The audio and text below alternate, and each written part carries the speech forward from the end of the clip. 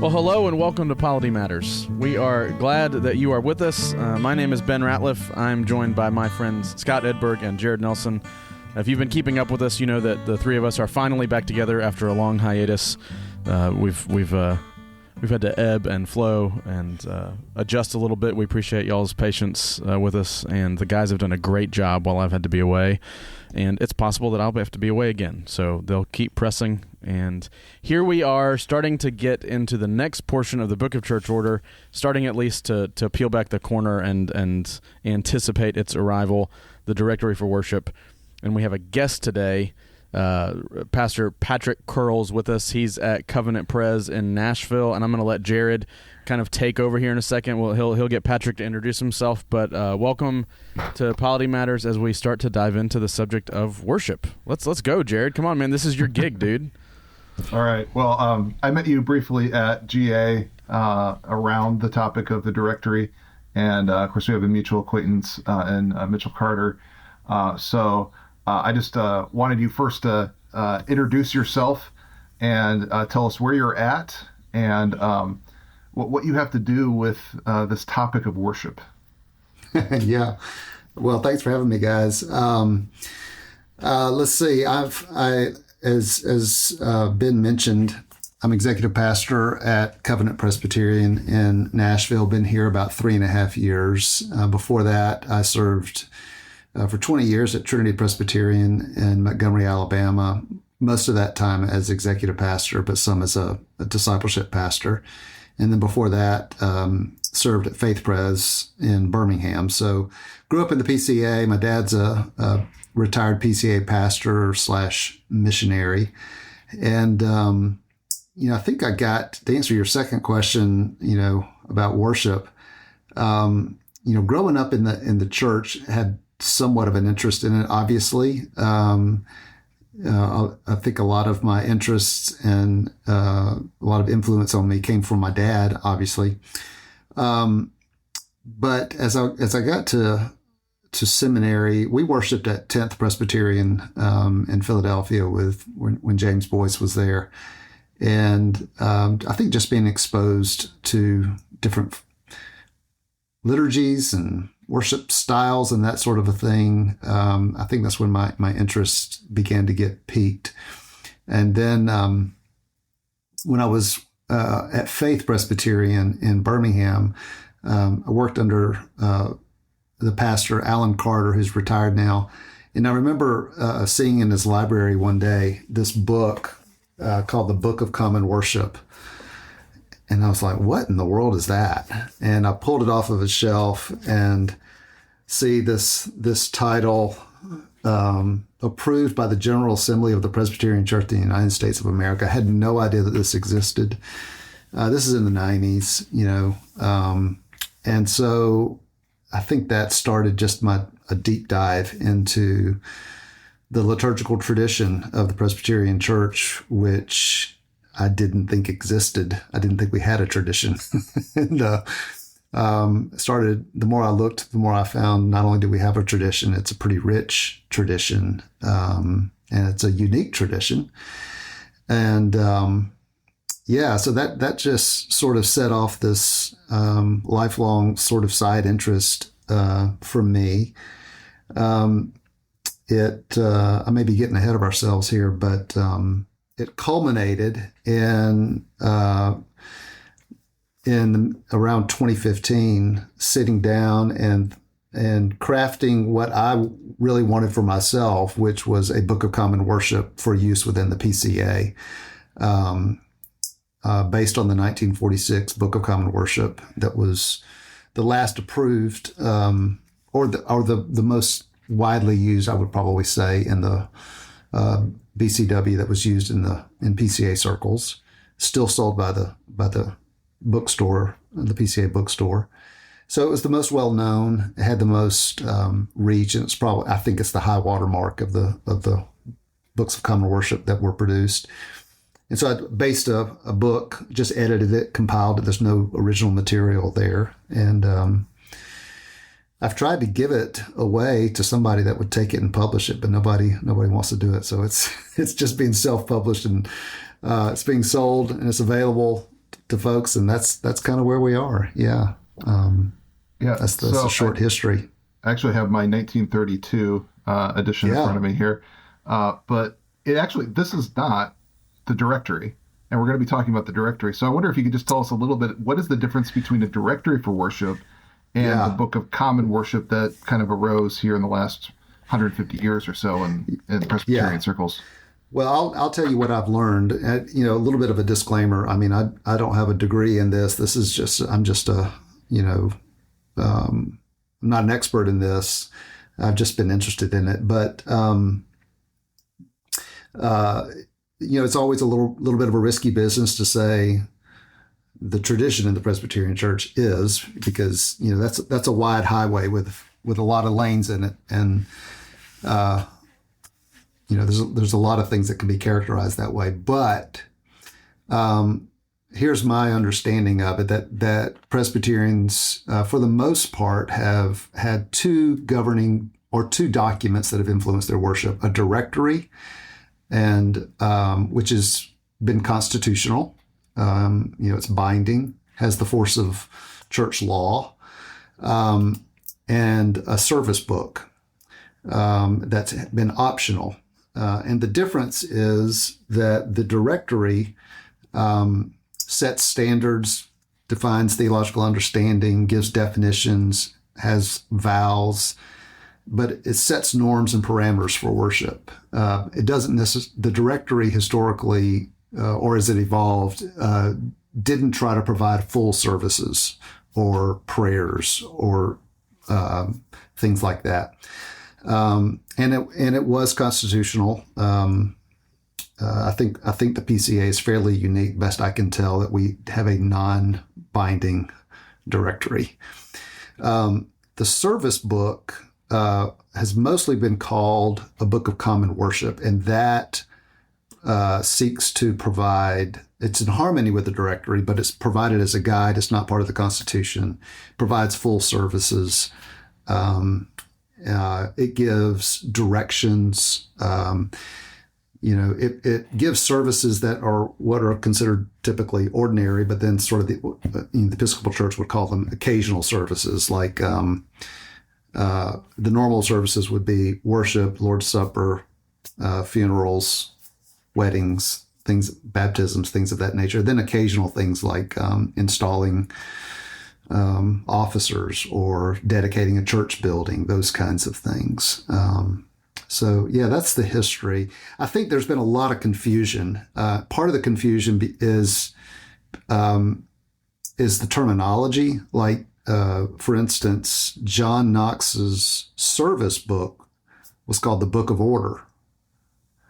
And the Church of Scotland still retains that name. So, anything with the word order for us as PCA, that sounds like the Book of Church Order. It sounds constitutional. So I think there's been a lot of confusion based on the terminology. Yeah. What do you think has been, I know there have been people, especially within confessional conservative side of Presbyterianism, that came out into the PCA and the OPC that have had some angst over a Book of Common Worship. Why do you think that has been? Why has a Book of Common Worship been an area for some controversy in the past? I mean, there could be for good or bad reasons. Yeah, that's a great question. Well, I'm a little older than you guys, so I rub shoulders with a lot of the generation that helped start the PCA, and for the generation that went to Columbia, they were trained on the 46 Book of Common Worship, and they were very familiar with it. But a lot of the folks that I talked to when I was a young minister, they had a real distaste in their mouth about it, because it represented the cold formalism, the dead formalism, the dead traditionalism that they associated with the PCUSA of the 50s and 60s that they were trying to get rid of. And I had one older guy tell me one time when I told him I was working. He was from that generation. I told him I was working on this Book of Common Worship project, and he literally just said, "I hate that thing." But he had grown up in the dead formalism of a church, and then was converted, through a college ministry, and so he just associated it with a lifeless faith, and I think that has something to do with it. Yeah, and maybe we can jump in with our own thoughts here. I've thought that possibly because I think of the directory as telling you what elements and things have to be there, but not exactly how to do it, and then the rest of it is filling that out. What's the actual content of those elements?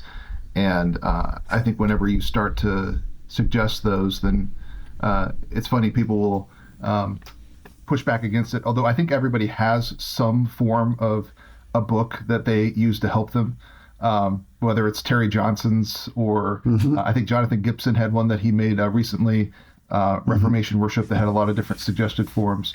So it's I remember a story. I took Reformed Worship course with Hughes Oliphant Old, and he said that when he graduated, I think from Princeton, that he was asking, like, now how do I put together a worship service? And somebody handed him a Book of Common Prayer.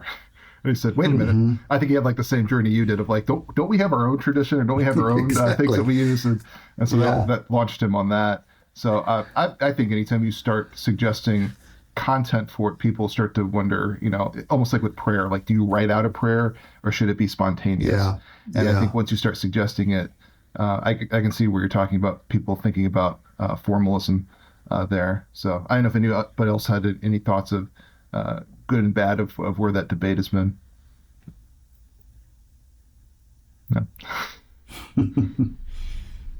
No. And I think a lot of it's just confusion too, as I said. One of the right from the beginning, Jared, you mentioned the 32. I think in the front cover of the 32, it says for voluntary use.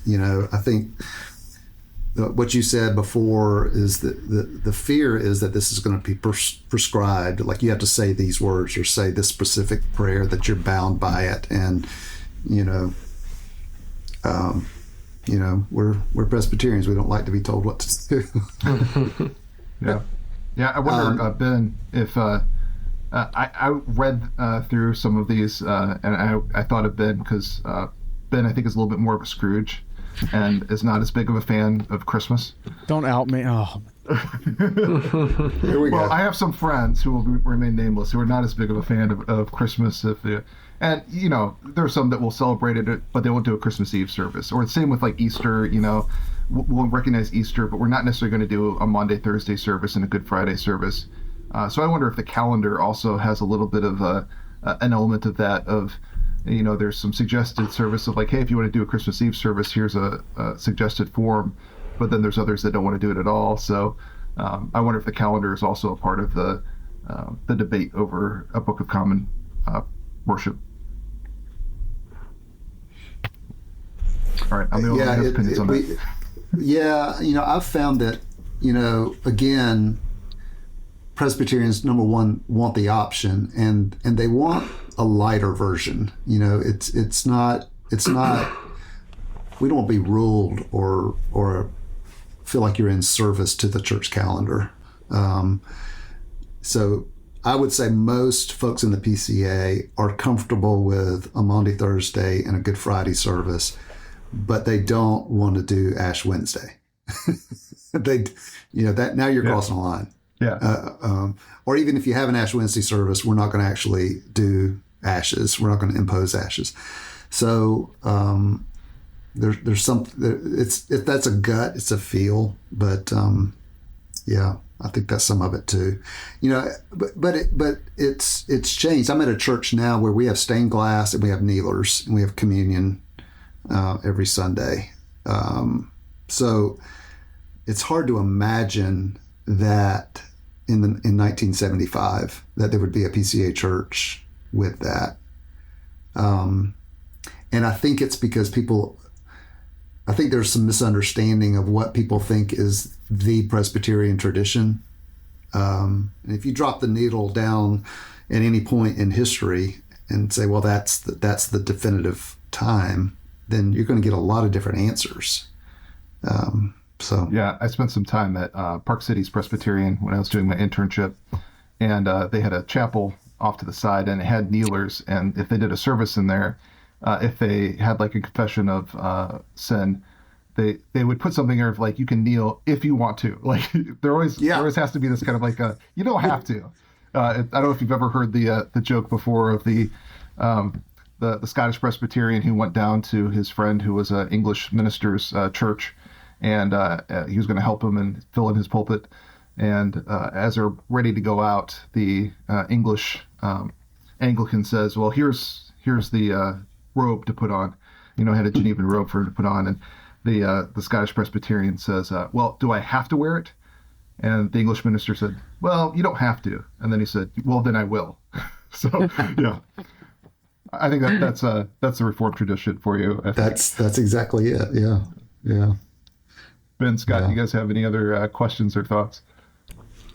Yeah, when I was coming into the PCA, I come from a Northern Presbyterian church, and I went south to Jackson. I remember my first few Sunday mornings attending church in Jackson at First Pres and then some others, and then ultimately ending up in Yazoo City at First Pres. And I saw perhaps something that I'd never seen in worship, and just its order, structure, and reverence, that it wasn't absent from the churches I'd worshiped prior, but there was a sense of otherness placed in the worship service, at least in those Mississippi churches that I had experienced, and it perhaps changed my entire outlook on worship. I came from more of a contemporary setting, and seeing things slow down a little and perhaps have a more liturgical bend to them, I found the structure helpful. And that's kind of, we were talking about like where you put the needle down in various parts of Reformed, history and tradition. It's also geographical. Yes. Where you are in the States may depend how your worship looks. I still love that Southern heritage. I told my wife when we were considering a new call, I said, well, I don't know if I can consider a church without the Trinity hymnal. And then she said, well, you must not want to go north then. And then I said, well, we'll find one maybe. And lo and behold, we did. But it's just interesting seeing the landscape of liturgy and in the PCA. And so my question perhaps is, how do we capture that as we look forward perhaps to a directory of worship committee and what they're going to recommend? There is great not theological diversity, but great diversity as it relates to liturgy in the PCA. How do we preserve that in ways that we can have a directory that's binding, but also preserve the scope of liturgy that's practiced in the denomination? Yeah, well, I mean, I don't have any original insight, but I think the way that Presbyterians have answered that is these two documents. But the directory is really the expression of our theology of worship, not the form or the expression of that theology, which can take a lot of different shapes, right? It doesn't have to, to me, it's fencing in the field, but it's, and setting the boundaries, but there's some freedom to move within that. And as we've said, that's what Presbyterians want. They don't want to have to live in one corner. But I'm like you, Scott. I think if you don't have that Book of Common Worship to give at least some expression to it, then you're left with your own thoughts, and your own experiences. And I think that's not helpful either, because you're only drawn from your own limited experience. I've advocated for, as long as I've been in the PCA, not in any formal or consistent way, but whenever I've been on the Overtures Committee or had an opportunity to to try to move for a constitutional directory, I've done that. I don't think the directory in its current form is ideal, but I'd rather have a less than ideal directory that's constitutional and try to make it, and perfect it along, as we go forward. Yeah, and that's perhaps like some of the difficulty with our current book, right? Like, what's the point of amending or perfecting a directory that has no binding significance?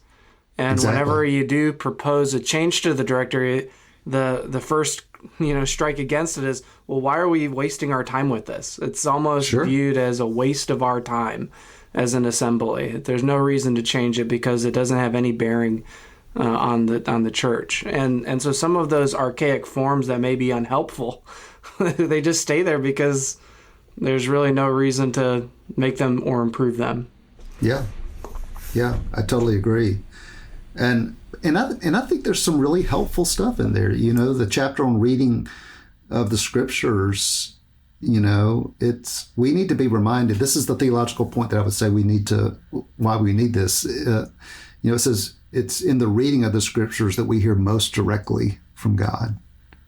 Even more than the sermon, it says. And, we as pastors need to be reminded of that. There's something super, super important about the reading and the proclamation of scripture. And, for a lot of people, we can't assume that people are reading their Bibles every day or during the week. And if we don't read it to them, they may never hear it. Yeah. Well, I wonder, as you're looking at the possibilities of a constitutional directory that's coming down the line, and maybe some edits that are being made to it, or however it ends up, what are your hopes for that? I saw you in line. You were going to say something about the directory, but we ran out of time. So I wondered if you had thoughts from there, or your own thoughts of what's your hopes are for a directory in the future. Yeah, I wasn't going to say anything brilliant at the microphone. I was just going to try to lend my weight to try to get it across the line, such that it was. I think there are some areas for improvement and greater definition. I'd like to see, for instance, greater clarity about the confession of our faith. We need to align ourselves with the apostles in the Nicene Creed more directly. It's there, but where do we align ourselves with it in our polity and making a distinction between confessing our faith, for instance, and catechizing the congregation? Those are different things. I think the clarity is part of our job as leaders. Clarity is compassion, and people want an informed worship, and this is an opportunity to define these things. I mean, the reason we're sitting here talking about it is because we wanted to know what we're doing. What does this mean? Yeah. Yeah. So how long before, after the directory, then are you going to try to make your own Book of Common Worship, the mandated use in the denomination? Well, There's nothing original about it. I would love to see it,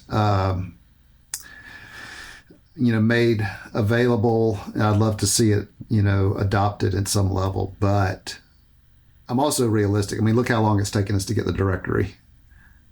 Yeah. Can you imagine how long it would take? But I will say this: that's also part of the tradition, is the way that these started. The first one was 1906 in the American Presbyterian Church. But if you're familiar with, Charles Shields and Charles Baird, they were writing in the mid 19th century about Presbyterian liturgies, and people were starting to produce their own books, self-published, and that's how it all came to be. And then it eventually came into something more formal. So I don't have a timeline, but I'm ready and willing. Yeah, it's interesting. I was talking with Wayne Sparkman, and he mentioned that the Southern Presbyterian Church, when they first got started, it took them 20 years to do a directory. So we're a little bit longer than that with over 50 years to do a directory. But it is interesting of like the having both of those, since the Anglican tradition has just a Book of Common Prayer, and this is what's mandated, versus, I think of within your worship service, you should be confessing your sins. And yet, is that done separate? Is that done in the pastoral prayer? Where is that done? That there's a lot more liberty that's there. We know there's certain things we ought to do, but exactly how to do it. And so I think it is helpful to have some resources like yours, like Terry Johnson's, like other people that have put together some, okay, now that you're supposed to do it, here's maybe one way that you might do it, so that you actually don't have to do like Hughes Olfen Old and grab a Book of Common Prayer. We have our own tradition that fills in some of that. So yeah, exactly. And they're remarkably similar. They're I think I mentioned or may have mentioned to y'all, if you look at the communion, the Lord's Supper service in the 1946 Book of Common Worship, and compare that to the 79 Book of Common Prayer or ACNA's, new prayer book, they're remarkably similar, not just in the wordings, but the sequence of things. And I don't know. It's part of my burden is to say to people, you don't have to go outside the Presbyterian tradition to find liturgy. We have our own, and it's an expression of our theology. And you can't separate liturgy and theology. And there are some differences. They're remarkably similar, but they're not mirror images of each other. And we need to give some thought to that. How does the theology shape the liturgies and shape the directory? So Ben, Scott, you have any additional thoughts, questions? I'm just happy to be here. Yeah, I mean, as I think through it, perhaps that's where a lot of the confusion lies with we think of the Anglican tradition as the tradition that has like only one document, and it is their Book of Common Prayer. And so I think people conflate that understanding of worship and liturgy with what we produce, but we've divided that into two documents, and a lot of the controversy is conflating a Book of Common Worship into a directory of worship, and like, yes. What are we going to mandate throughout our liturgy? What are you going to have to do? And so I think perhaps what could unify the denomination in many regards on the subject is to have a two clear categories on one is for forms, the other one's for elements, and they're general, rather than getting into the weeds of how the Lord's Supper is even distributed, right? Like we might have a theology of the Lord's Supper and what the minister ought to do as an element of the worship, but how it's distributed is clearly a part of a common worship rather than a directory of worship. And so as I think there's a confusion in merging the two ideas because of other traditions just having one available, but we have divided that. And whenever I hear someone talk about this in a negative way, it's most often because they think we're trying to produce a directory of worship and not a Book of Common Worship, not a directory. And exactly. I think that's the big difficulty. Yeah, I completely agree. That's the fear, and people think we're on a slippery slope. You're trying to make us Episcopalian. I mean, another, but the distinction is so important. And I'll give you another example that just came to mind. Our confession says that the efficacy of the sacraments, part of the efficacy of the sacraments is tied in part to the words of institution. I don't know if y'all remember that specific portion of the confession. And So the words, stating the words of institution in the sacraments is super important. Now, pretty much every communion service I've ever been to in the PCA, that they don't omit the words of institution. But how many times have we heard the words of institution for baptism? Well, there are words of institution. Matthew 28. Just read Matthew 28 and Genesis 17, and so that's the kind of thing that would be in the directory. Hey, read these words of institution for the baptism. That's an expression of our theology. It's part of our theological conviction. This is now how you do it. Who does it? Those are the things that are left to discretion. And the Book of Common Worship can show you a way to do that. Maybe a more formal, maybe too formalized. I will say that. Maybe one thing that would help the Book of Common Worship that I put together is to offer a wider spectrum of services, because it is based on the 46, and that was a pretty formal time. So if somebody wants to get a hold of your book in order to help them in putting together some services, where can they find your work? They can get it from the PCA bookstore. You can order it off of Amazon as well. But it helps the PCA if you buy it from the PCA bookstore. So. Yeah. And if there's a publisher out there that wants to make a leather-bound version of it, you would be open to such a thing, right? I would, yeah. Yeah. It's just my laziness that has not produced a hardback version. All right. Hoping to get to it. So, Ben? You done, Jared? I think so. Any final thoughts or final words?